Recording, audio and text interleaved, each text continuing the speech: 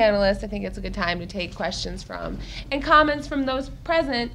And I'm just going to ask that we try to keep it to the topic of building powerful movement, an alternative to the Democratic Party, unless you really strongly want to defend the Democratic Party. I'm sure our panelists would also be humored by that as well.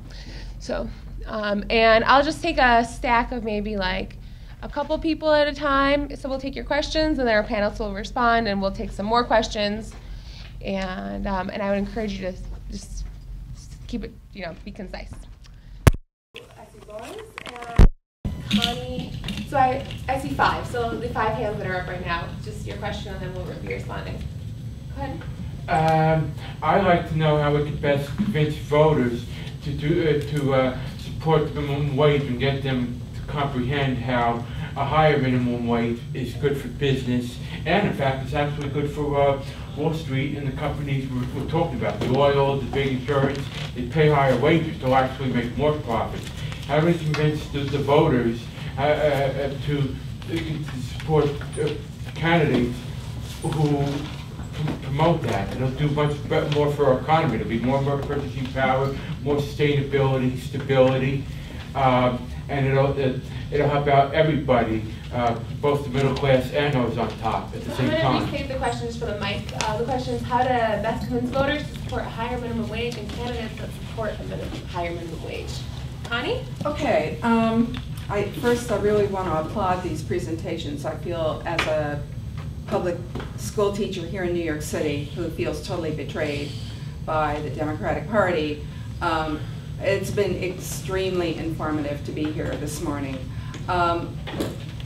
We've been focused on fighting Bloomberg for the last 12 years, and then suddenly Cuomo, who we thought, according to the mainstream media, and my question is going to be, what's good media to be following? Because we're given such bad information. I mean, our understanding is that Cuomo was at war with Bloomberg, and so we don't have a contract for 4 years under Bloomberg. And then finally, it gets kicked upstairs in arbitration. And what happens? The governor weighs in and betrays us. I mean, that's the way. And the union's trying to put the best face on it, and both sides claiming they won. And I see our situation as having seriously deteriorated. So I feel totally betrayed and kind of blindsided by Cuomo while we've had this ongoing battle with Bloomberg here in our own backyard. So I just really have appreciated your sharing all this information and would like a suggestion as to, because the nation, you're right, the nation is part of the problem at this point, I feel. So I would welcome your suggestions for good sources of information. A few more questions to say so. Hi, this is directed towards Howie or anyone else who would answer it. I know Howie will be speaking later on today about this, but could you talk about the role of labor and what progressive elements in labor we can work with to build a progressive movement?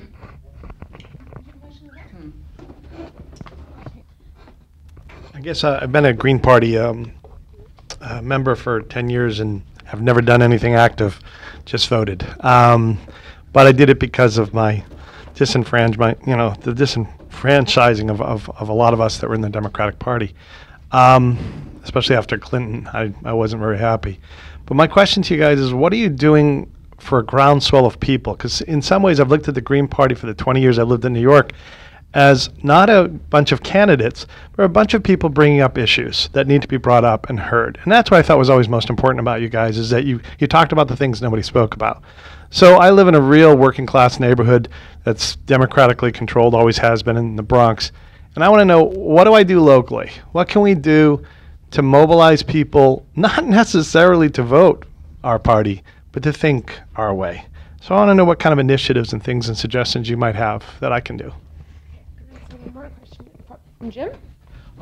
Yeah, I have a question regarding apparently this new program that Mark alluded to about the tax-free New York program, which I was wondering how to fight that, ideologically, in a sense, in that you're dealing with the threat constantly of capital flight, that it's sort of like a race to the bottom, and New York, by using this kind of program will become like a like a poor state eventually as part of downgrading of the workforce and everything else. I know when I lived years ago in Mexico, for example, if anything was attempted, any kind of reform to better the poor, there was always the threat of capital flight on a national level in Mexico. And I'm wondering, what is that threat in reality, if there is one in New York? Will companies leave if we start, reforming things as it should be done? Who wants to answer? Maybe you guys have a thought of which questions you want to answer? Okay. Why don't you guys share that mic? Well, I think Connie and Warren kind of touched on the same thing. Those of us who are in unions, how do we get the labor movement and working people to move toward independent political action? And I think we have to organize movement activities, issue campaigns, independent of these structures that fund. The revolution will not be funded, not by Rockefeller and Ford and those guys, or Koch. So we have to build movements that are horizontal and rely largely on volunteer, but like in the unions, we should be willing to put our own money, all of us a small amount of money. So we do need staff, but we need staff that answers to us, not to Rockefeller Foundation, okay? And then we need to run candidates. I think this is the missing ingredients, because when we do movements and protests, we're just lobbying in a little bit different way than the K Street people in the equivalent of the corrupt cesspool in Albany. Because they can ignore us. We had the world's second superpower leading up to the Iraq War, biggest anti-war demonstrations in history around the world, and it didn't stop a thing because the Democrats were for the war too. And they could ignore us because there wasn't a peace party that really posed a threat. So, and this comes to the Bronx, I think you've got to look at your council district, which is probably the lowest level, and start thinking about seriously running green candidates. It's a Democratic city. The fear of the Republicans, 47 out of 51 councilors are Democrats. So they can't scare you with the Republicans. The Democrats then become the establishment conservative party and you become the progressive alternative. And working people will respond, particularly if you put forward class issues. Ursula ran a campaign for Congress where the Republican and the Democrat both had over $5 million spent on their campaigns. National parties were fighting over this district. It was one of the few battleground districts. She ran with about 15,000, and she ran on a populist economic program of economic human rights and green energy. And you look at where she got the votes, it was the blue-collar districts. The green votes often high in the university base. They were scared to death of the Tea Party Republican. They said the corporate Democrat, he's a social liberal, even if he's a conservative. They didn't care so much about the class issues. But in Oswego County, very poor rural county, where people are factory workers or service workers, she got, 13%, I think. She got 8% in the whole district. That was the best independent left party result in the congressional race in 2012, where there was real competition between Democrats and Republicans. So that tells me, like I said, you can move the debate without winning the office. And I'll give you my example. I started out at 3% in '93. I got 48% last year, or two years ago. I was her campaign chair last year. I was telling her what to do. I went up to 48% over that time. So you can build support. And at first the Greens were like, what? Greenpeace, and then it was, oh, it's Howie, and then, oh, Howie's got some good ideas. It keeps growing. And pretty soon, when I ran that race, I got write-in votes in every council district in the city. I got write-in votes for uncontested county races. I came in second for district attorney, third for county executive, and there was a real fight in the Republicans, and they had mounted some write-in votes. So I came in second in 4 races beside the one I was actually running, just by write-ins. That's just to show that, you may start small, but if you're serious, consistent, and really get on the street level with people, you can build a base of support. And that's what we've got to do. There's no shortcut. But we got to move fast because the climate and our, at least my city's headed for, the bankers coming in and selling it off. So I just feel a sense of urgency. Yeah, they keep asking me, run, Mark. No, I'm not ready to run. I want to create a groundswell of people. I have a lot of, it's a big Dominican community of workers, and I know the Democrats aren't supporting them. They're just voting Spanish. That's what they're voting. They're, oh, he's a Spanish Democrat, let's vote for him. Well, first you can learn Spanish. Well, I do. I know. And I'm kidding. Reputation in the community, in the area for the party, people, start to listen to you when you're a candidate. They all of a sudden, you're not just some activist on a street corner, but you're actually someone that's on the ballot they can vote for. So it is actually, if there are specific issues in the neighborhood or in the community that you're thinking about, it is a good way to raise the issues because people, care what you say. I was going to say a few things. I actually didn't want to talk about running for office. I've been involved in third-party politics since for 33 years, and pretty much have run some campaign for each one of those 33 years. And when we started 33 years ago, if we could get 1% of the vote, that was a big accomplishment. And now in local races, not for Congress or not for president, it's pretty typical for the Greens to get 20–25%. It's a lot harder to get from 1% to 20% than it is to get from 20% to 51%. So we've come very far, but we're really running a lot less candidates than we used to run, because I think people have become discouraged over the years. So we need to encourage people to run, and what you will find is you have a lot more support in your community than you anticipate, especially if you run a focused campaign. There's a mechanics to how you actually run elections. I remember in Albany, which is the biggest political machine town in the United States. Chicago is considered minor leagues compared to Albany in terms of their operation. And when the Citizens Party first started there, very quickly we will pull in 25–35% of the vote, which people thought was impossible. So what did groups like Citizen Action decide to do? Oh my God, the Citizens Party has shown that third-party politics is possible. So we should start running in Democratic primaries and pop up the Democratic machine. And in 1 year, which happens a lot with the Greens, we had a neighborhood we'd done a lot of work in. We'd done bread not bonds. We started a food operation program. We had a communal house in the neighborhood, and we were really doing well. And so after we announced for our candidates, the city redrew the lines to move our candidates because it was reapportionment time. And they put us across a commercial district into a completely low-income African-American neighborhood, which had much different composition than the neighborhood we had been spending all this time in organizing. So we said, you know what, we're going to run in both districts. We're going to run in the existing district. We're going to go to this new district where we have no connections, but fine, you want to play this game. And we got 25% of the vote in that election with a young woman running her first time, running, but just going door to door. So there's more support out there. And in many ways, the Greens in the United States has more support among the voters than the Greens in the rest of the world. The difference is the Greens in the rest of the world are in government because of proportional representation. If you look at any country in the world that has taken action on climate change, you will see that it's because the Green Party is part of that government. And they're saying as the condition for us to be part of this coalition government, you must do this on climate change.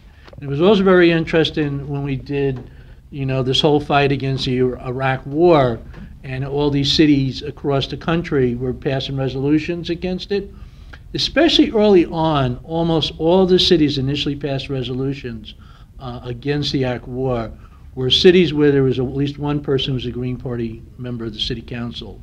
In most places, not New York State, but every place else in the country, most elections are nonpartisan, including for cities. And so the Greens win about a third of the elections they enter around the country because of that. And so every city that passed a resolution against the Iraq war, it was introduced by a Green Party member. The Democrats on the city council immediately opposed it. And they either tabled it or they sent it to a committee. And then what happened was the peace activists in that community found out that the Green Party introduced a resolution, and they mobilized and they supported. In many cases, they took the resolution away from the Green Party member, changed 4 words, and then did it as a democratic resolution. But, you know, it's very interesting, the limited power, and how he mentioned, you know, this mayor in New Paltz decided to go out and start doing, you know, same-sex marriage. And if Eliot Spitzer, as Attorney General, had not opposed that, and in fact had supported it, we might have had same-sex marriage in New York State a lot longer. People forget the Court of Appeal decision ruling against what Jason was doing, and others, not just Jason. The chief judge voted in favor of legalizing same-sex marriage. If the Attorney General had been supportive of it. On the issue of minimum wage, we don't have to convince voters to raise the minimum wage. 80% of the voters supported raising the minimum wage. Among Republicans, it was 2 to 1. We had to convince Cuomo to raise the minimum wage. We did not have to convince voters. It was all about class politics. I don't know what we do. You know, how do you organize a revolution in this country? I don't know how to do that. Occupy movement is, you know, incredible. Who knew to, you know, sleep in Zuccotti Park for 2-3 weeks was the key thing. But yet at the same time, of course, we had groups in New York City just months previously had done the same thing around the city budget and did not spiral into an international movement. So it's complicated, but you can't give up. And anytime I was very, you know, inspired by Jill Stein last night, you know, at the plenary. The revolution is here, that there is movement all over the place, not only in the United States, but around the world, and how do we get across the finish line? Okay, I'll just say a couple of things. It's kind of weird for me to be in this position now as I'm listening to Howie and Mark speak, because I mentioned earlier when I was speaking that the reason I came to the United States was because I was caught in the riots in Jamaica in 1968, and my mother decided she had enough and she took her 2 daughters out of the country. And the reason for those riots, they're called the Rodney riots, is because Walter Rodney was a revolutionary, and he was a PhD college professor from Guyana who was teaching at the University of the West Indies, from which I had then just graduated. And because of him going to the poor people in the Dungle, which is really the dumps where people were living, Trenchtown and so on in Jamaica. This made the U.S.-backed government very nervous that there was going to be a revolution. And Rodney's chief complaint about the political situation in Jamaica in that the middle class were acting as a wedge between the elites and the poor. And he blamed the middle class for the situation in Jamaica, and I'm doing a panel tomorrow on the situation in Jamaica and Haiti. And that the middle class should do common cause with working class and with poorer people. And here I am now in the Green Party doing a little bit more of what Walter Rodney said that we middle class people should be doing. So just as sort of an introduction to, somebody mentioned about the threat of companies leaving. Upstate New York has had companies come in, and I think this is true for across the country. And you need to read David K. Johnston, a Republican writer of books like Free Lunch, to know what's happening with companies, corporations going into areas, getting tax breaks, and then taking off, or just getting more and more tax breaks. And this is the technique they use. They go to a rural area. Sydney is one example, or Tiger County if you want, with the casino there, Tiger Downs, where they're going to get tax breaks. And in the case of New York State Oil and Gas, NYSOG, New York State Oil and Gas, that runs the pipelines. I mean, hell, you can only put a pipeline in a few limited places because it's got to go from here to there. And what does the Republican-led county legislature do? They give them a friggin' tax break for 6 jobs.